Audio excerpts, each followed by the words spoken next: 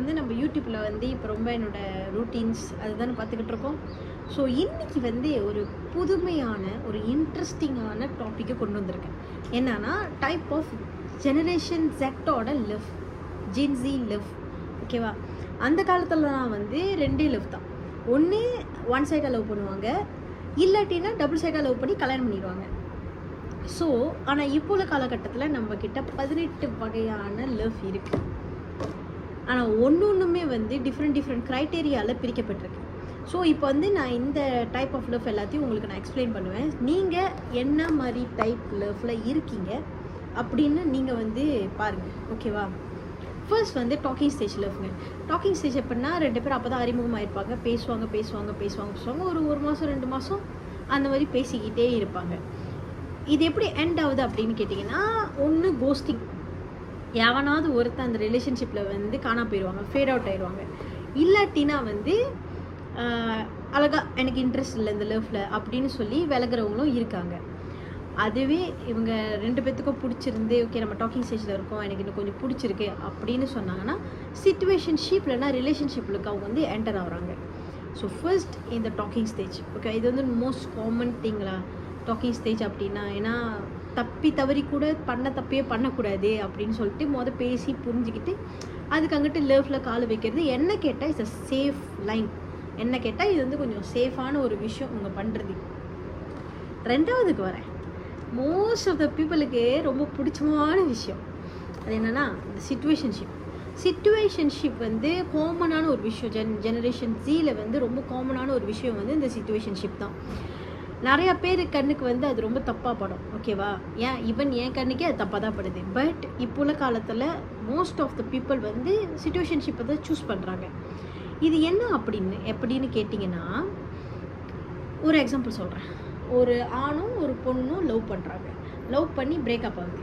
So இவங்களும் இந்த ஆணும் இந்த பொண்ணும் வந்து ஒரு த்ரோமா லெவலில் இருப்பாங்க. என்ன த்ரோமானா, லவ்னாலே இதுதான், லவ் பண்ணாலே நம்மளுக்கு ஹர்ட் தான் கிடைக்குது அப்படின்னு சொல்லிட்டு ஒரு த்ரோமாவில் இருக்கிறப்ப தான் அவங்களுக்கு பிடிச்சமான யாராவது அவங்க லைஃபுக்கு வருவாங்க. ஆனால் இந்த பயத்தினாலே அவங்களால ரிலேஷன்ஷிப்க்கு போக முடியாது. ஸோ அவங்க என்ன பண்ணுவாங்க, இந்த சிச்சுவேஷன்ஷிப்பை தெரிஞ்சும் தெரியாமலையும் அவங்க லைஃபுக்கு அதை கொண்டு வந்துடுவாங்க. பேசிக்குவாங்க, பழகிக்குவாங்க, எல்லாமே பண்ணுவாங்க. ஆனால் கப்புள்ஸ் அப்படின்ற ஒரு லேபிளை வந்து குத்திக்க மாட்டாங்க. பார்க்குறவங்க கண்ணுக்கு அவங்க வந்து க்ரஷ் அப்படி இல்லைனாலும் டாக்கிங் ஸ்டேஜில் இருக்கிற மாதிரி தான் தெரியும். ஆனால் அவங்களோட ரிலேஷன்ஷிப் உள்ளே போய் பார்த்தா தான் தெரியும் அவங்க சிச்சுவேஷன்ஷிப்பில் இருக்காங்கன்னு. பிகாஸ் ஐ லவ் யூ கூட சொல்லிக்க மாட்டாங்க. கிஸ் பண்ணிக்குவாங்க, ஹக் பண்ணிக்குவாங்க, ப்ரெசன்ட் வாங்கி கொடுப்பாங்க, டைம் ஸ்பெண்ட் பண்ணுவாங்க, எல்லாமே பண்ணுவாங்க ஒரு லவ்வர் பண்ணுற மாதிரி. ஆனால் அங்கே லவ் அப்படின்ற ஒரு லேபிளை வந்து குத்திக்க மாட்டாங்க. அது என்ன கர்மம்னு தெரில, ஆனால் அப்படி தான் பண்ணுறாங்க. கேட்டால் சேஃபாக இருக்கிறதுக்கு அப்படின்னு சொல்கிறாங்க. சேஃபாக இருக்கணும்னா மூடிக்கிட்டு நீ வீட்டில் இருக்கணும், ஏன் லவ் பண்ணி தொலைகிற அப்படின்னு என்னோட மூளை சொல்ல வருது, ஆனால் சொல்ல முடியல. அடுத்ததுக்கு வரேன். இந்த சாஃப்ட் லான்ச். நம்மலாம் வந்து லவ் பண்ணுறவங்க எல்லாம் ஒரு ப்ராடக்ட் இல்லை லான்ச் பண்ணிக்கிட்டு இருப்பாங்க. இப்போ அப்படி தான் போயிட்டுருக்கு. சாஃப்ட் லான்ச், ஹார்ட் லான்ச் 2 இருக்குங்க. சாஃப்ட் லான்ச் எப்படின்னா, தனக்கு பாய் ஃப்ரெண்ட் இருக்குது, தனக்கு கேர்ள் ஃப்ரெண்ட் இருக்குது அப்படின்ற ஒரு விஷயத்த மறைமுகமாக சோஷியல் மீடியாலேயோ இல்லை அதர் பிளாட்ஃபார்மில் வந்து அவங்க வந்து எக்ஸ்போஸ் பண்ண ஆரம்பிப்பாங்க. எப்படி இருக்குன்னா, எனக்கு பாய் ஃப்ரெண்ட் இருக்குது, நான் கையை ஹோல்ட் பண்ணுற மாதிரி ஒரு வந்து டிக்டாக் செஞ்சு போடுவேன், இல்லாட்டினா ஒரு பிக்சர் எடுத்து நான் போடுவேன். ஃபேஸ் காட்டாமல் என் ஃபேஸ் மட்டும் காமிச்ச மாதிரி ஒரு ஃபோட்டோ எடுத்து போடுவேன். அது வந்து சாஃப்ட் லான்ச். ஸோ ஃபாலோவர்ஸ்க்கும் சரி இல்லை பழகிறவங்களுக்கும் தெரியும், ஓகே இந்த பிள்ளை கம்மிட்டட் அப்படின்னு. பட் யார் எவரு அப்படின்ற அந்த விஷயம் தெரியவே தெரியாது. ஹார்ட் லான்ச்னா என்னென்னா, சாஃப்ட் லான்ச்சுக்கு அங்கிட்டு தான் ஹார்ட் லான்ச் வரும். எப்படின்னா சாஃப்ட் லான்ச்சில் வந்து ஓகே இந்த பர்சன் எனக்கு ஓகே இவங்க தான் வந்து கரெக்டாக இருக்காங்க அப்படின்னு தெரிய வர்றப்ப என்ன பண்ணுவாங்கன்னா, ஓகே நம்ம ஹார்ட் லான்ச் பண்ணலாம், ஹார்ட் லான்ச் பண்ணுறதுக்கு கரெக்டாக இருக்கும் அப்படின்னு சொல்லிட்டு ஹார்ட் லான்ச் ஒன்று பண்ணுவாங்க. எக்ஸ்போஸ் பண்ண ஆரம்பிப்பாங்க. அவங்க பாய் ஃப்ரெண்டோட ஃபேஸை காட்ட ரிவீல் பண்ணுவாங்க. தென் எல்லாமே வெளியே போகிறத ரிவீல் பண்ணுவாங்க. ஸோ ஹார்ட் லான்ச் எப்படி இருக்கும்னா, இதுதான் பாய் ஃப்ரெண்ட், இப்படி தான் இருப்பாங்க அப்படின்னு சொல்லிட்டு லான்ச் பண்ணுவாங்க. ஸ்னீக்கி லிங்க், இது வந்து ரொம்ப கேடுகட்டமான ஒரு விஷயம். என்னென்னா ஸ்னீக்கி லிங்க் அப்படின்றது வந்து ரொம்ப லேட் நைட் வெளியே போகிறது, குடும்பத்துக்கே தெரியாமல் ஒரு பீப்புளை மறைமுகமாக வச்சுருக்கிறது, ஈவன் அந்த பர்சனை ஃப்ரெண்டுன்னு கூட அவங்க வீட்டில் அறிமுகமே படித்திருக்க மாட்டாங்க.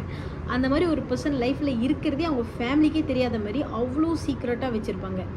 ஜஸ்ட் நைட்டு வெளியே போகிறதுக்கும் ஹேங் அவுட் பண்ணுறதுக்கும் அதுக்கு மட்டும்தான் பயன்படுத்திக்குவாங்கன்னு தவிர லவ், கமிட்மெண்ட் அந்த எந்த ஒரு விஷயத்தையும் வந்து அவங்க பொருட்படுத்த மாட்டாங்க. ஸோ இதுக்கு பேர் வந்து ஒரு ஸ்னீக்கி லிங்க் அப்படின்னு சொல்லுவாங்க. அடுத்தது வந்து எஃப்டபிள்யூபி வந்து இப்போ உள்ள ஜெனரேஷனில் மட்டும் இல்லை, முன்ன உள்ள ஜெனரேஷன்லேருந்து கூட இது வந்து ரொம்ப கொஞ்சம் பாப்புலராக இருக்குது.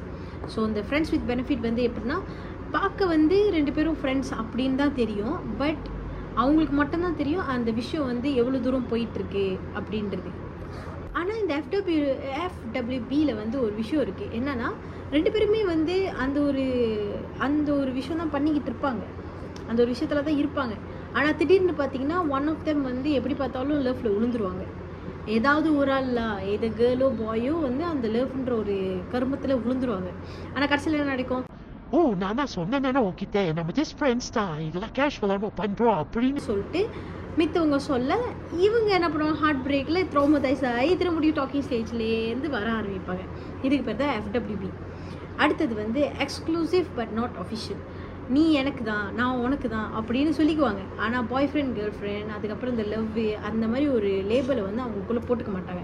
ஆக்சுவலி இதுவும் சிச்சுவேஷன்ஷிப் மாதிரி தான். ஆனால் என்ன, கொஞ்சம் சிச்சுவேஷன்ஷிப்பில் கொஞ்சம் அப்கிரேட் ஆகி எக்ஸ்க்ளூசிவ் பட் நாட் அஃபிஷியல் அப்படின்ற ஒரு ஸ்டேஜுக்கு வந்து போவாங்க. என்ன கேட்டால் இது எப்படின்னா, இது என்னோட தான், ஆனால் இதை நான் பாய்க்க மாட்டேன். இதை நான் வந்து சும்மா வச்சுருப்பேன். இது என்னோட தான், நான் வேற ஆள் கொடுப்பேன், பிஞ்சாமலாம் கொடுப்பேன். ஆனால் வந்து இது நான் வைக்க மாட்டேன். புரியுதா? அந்த மாதிரி தான் எக்ஸாம்பிள் நான் சொல்கிறேன். அந்த மாதிரி தான் இருக்கும். எனக்கு இப்போ வந்து ஒரு மாதிரி தலை வலிக்குது. ஏன்னு தெரியுமா? எவ்வளவோ லவ்வை பற்றி பேசினேன். இப்போ ஒரு லவ் இருக்குது தெரியுமா, பாலி ஓப்பன் ரிலேஷன்ஷிப் அப்படின்ற ஒரு கர்மத்தை பேசும்போது தான் எனக்கு வந்து டென்ஷன், பிபி, ப்ரெஷர் எல்லாமே ஏறி மண்டை மேலே ஃப்ரீஸாக நிற்கிது.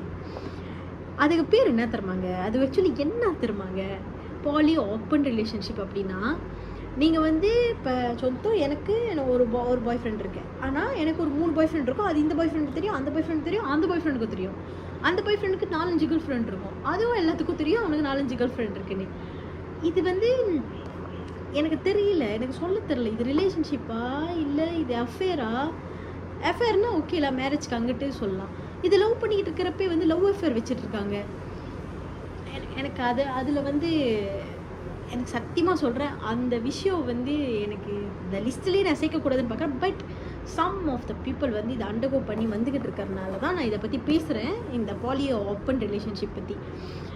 இங்கே மட்டும் இல்லைங்க, மலேசியாவில் வந்து எப்படி சொல்லுவாங்க, மலேசியாவில் வந்து அது அவ்வளோவா இல்லை அப்படின்னு நம்ம நினைக்கிறோம். பட் இருக்குது, நிறையாவே இருக்குது. பட் வெளிநாட்டில் வந்து ஓப்பனாக அதை காட்டுவாங்க.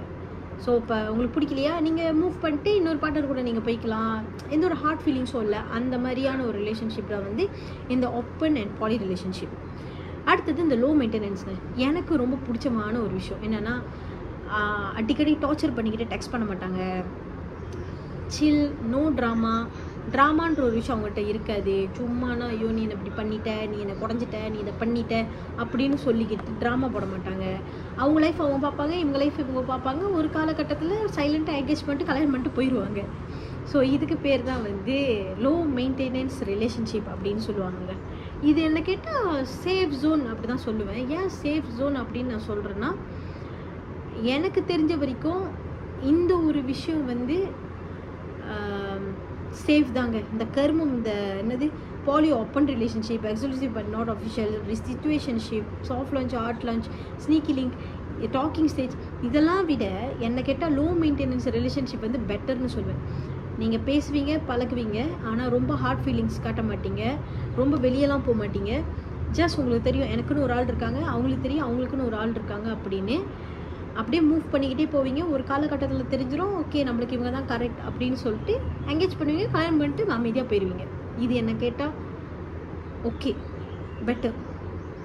அடுத்தது இந்த ஹை மெயின்டெனன்ஸ் என்ன தருவாங்க, அவங்களுக்கு வந்து 100% உங்கள்கிட்ட அட்டென்ஷன் வந்துக்கிட்டே இருக்கணும், 100% லவ் வந்துக்கிட்டே இருக்கணும், 100% எல்லாமே உங்ககிட்டேருந்து கிடச்சிக்கிட்டே இருக்கணும். ஆனால் அவங்க ரிலாக்ஸாக உட்காந்து நீ பண்ணு ராஜா, நீ பண்ணு, நான் எடுத்துக்கிறேன் நீ பண்ணு அப்படின்னு தான் இருப்பாங்க. அவங்கக்கிட்டேருந்து எந்த ஒரு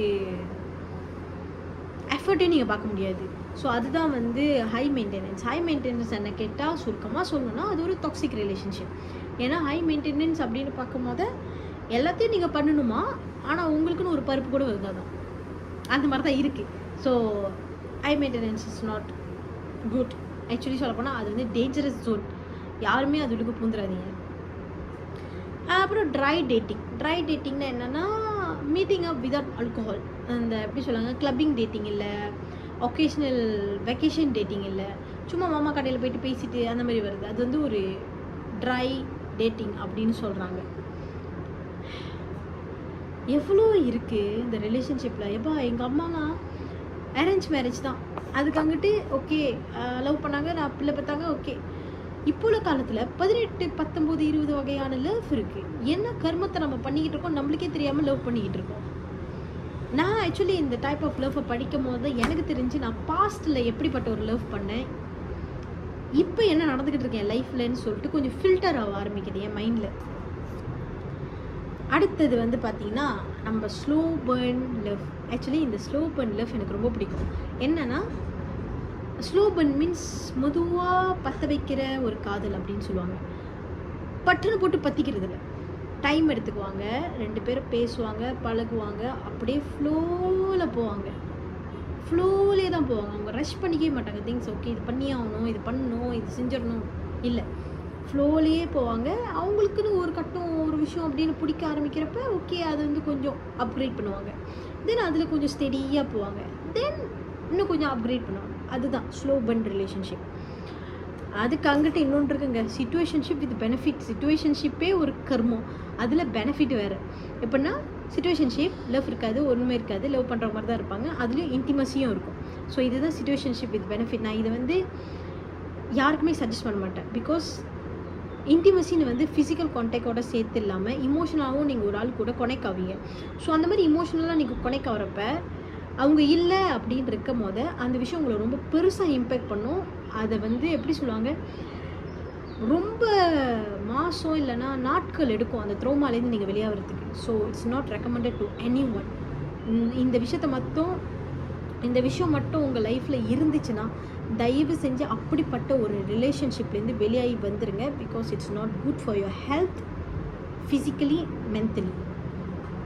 அடுத்தது பார்த்திங்கன்னா ரீபவுண்ட் ரிலேஷன்ஷிப் வந்து காமன் திங்கு. என்னென்னா பிரேக்கப் ஆகி அடுத்த கட்டம் இன்னொரு ஆள் கூட கப்பலாக வருது. இது வந்து இப்போதைக்கு நான் பார்த்துக்கிட்டு இருக்கிற வரைக்கும் வெரி ஜெனரலாக தான் இருக்குது. நான் பார்த்த வரைக்கும் டிக்டாக்ல நான் பார்த்த வரைக்கும் நான் நேற்று தான் பார்த்துருப்பேன். அவங்க 2 பேரும் கை பிடிச்சிட்டு டிக்டாக் பண்ணதை.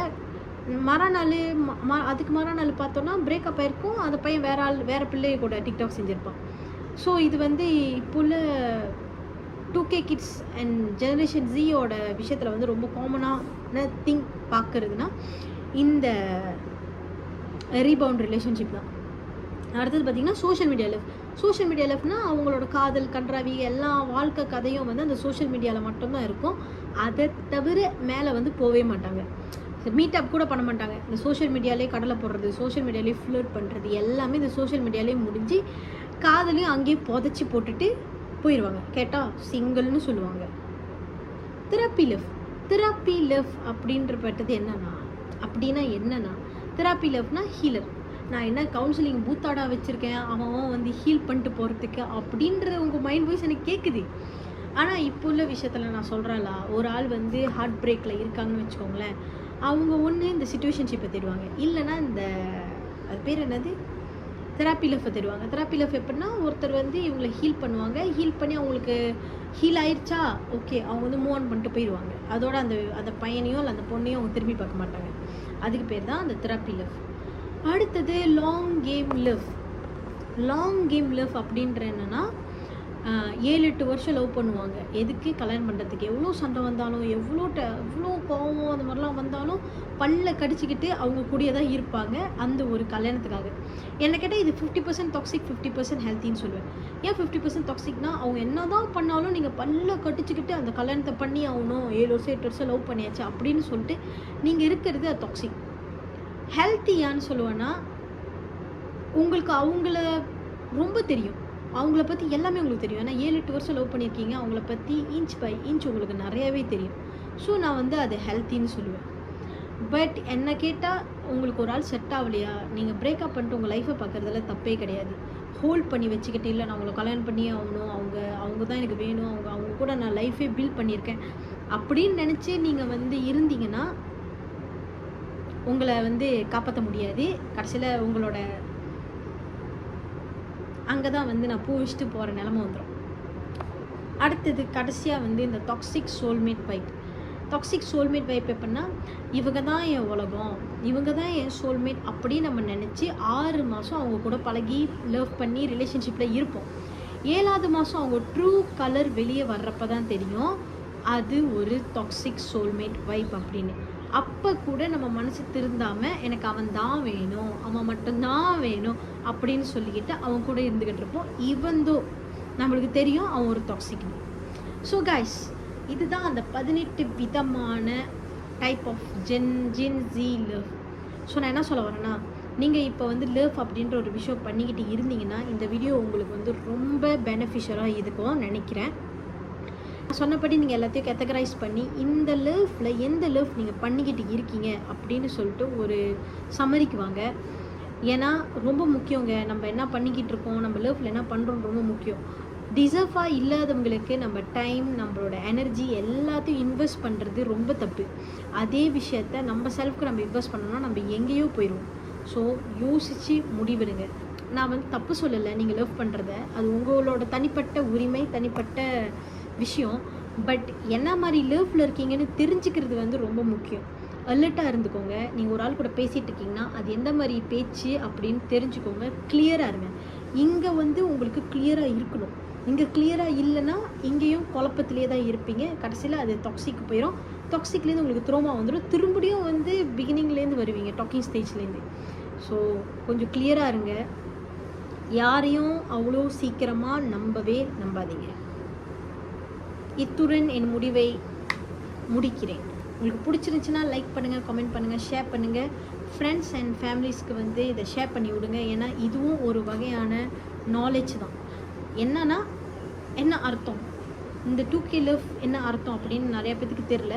ஸோ நான் வந்து I'm happy and proud to explain to you guys about this thing.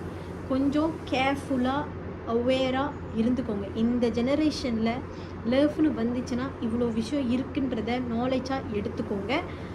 அதில் முக்கியமாக என்ன விஷயம்னா, நீங்கள் எந்த ரிலேஷன்ஷிப்பில் இருக்கீங்கன்னு சொல்லிட்டு ஐடென்டிஃபை பண்ணி அதுலேருந்து வெளியாக பாருங்கள். அப்படி அது க்ரீன் ஃப்ளாக் ரிலேஷன்ஷிப்பாக இருந்துச்சுன்னா கடைசி வரைக்கும் அதை எப்படி மெயின்டைன் பண்ணணுன்னு கற்றுக்கோங்க. டாடா.